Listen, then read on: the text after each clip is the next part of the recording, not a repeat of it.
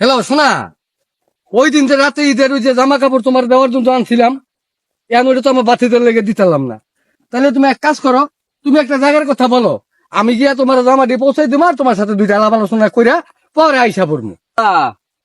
আমি তো হেনা না, আমি তো তোমার ভাতিজা।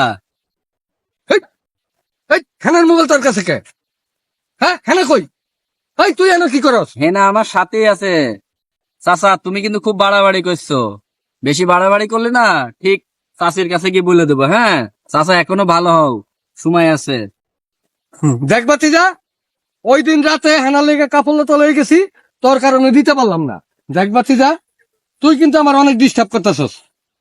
আমি হেনারে খুব ভালোবাসি, তুই হেনার জীবন থেকে সরে যা, তোর টাকা পয়সা যা লাগে আমি সব তোরে দিমু। তো তুই চলে যা, আমার আর ডিস্টার্ব করিস না, আমার মনে কষ্ট দিস না। না না চাচা, তোমার মনে কষ্ট কেন দেবো? তো তুমি কত টাকা দিবা, তাহলে আমি হেনার জীবন থেকে সরে যাব? আচ্ছা ঠিক আছে চাচা। ভাতিজা, তুমি যে আমার কথা দিছিলা যে হেনার জীবন থেকে তুমি সরে যাবা, কথা ঠিক আছে নি? আমার কথা ঠিক আছে, তোমার কথা ঠিক আছে তো টাকা দেওয়ার? তাহলে আমি হেনার জীবন থেকে সরে যাব।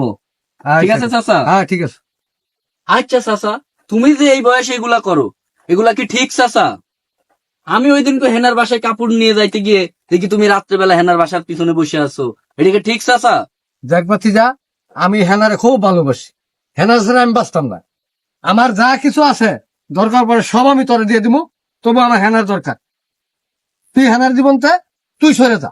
আচ্ছা চাচা, আজ পর্যন্ত তো দেখলাম না যে চাষির জন্য ভালো কিছু কিনে নিয়ে যাইতে, আর ওই দিনকে তো ঠিকই হেনার জন্য কাপড় কিনে নিয়ে গেছো। এই কথা কি চাষি জানে? চাষি জানলে কি অবস্থা করবে তুমি জানো? চাচা গেল কই? ভাতিজা, তোর শাশুর কাছে কিন্তু এগুলো বলিস না, যদি বলস তাহলে আমার কুটতে হলাইব। আরে চাচা, ওঠো, ওঠো, ওঠো, তুমি কি করবে? শোনো, আমি চাচা চাচির কাছে বলবো না এই কথা, তুমি আজ থেকে ভালো হয়ে যাও। ঠিক আছে চাচা?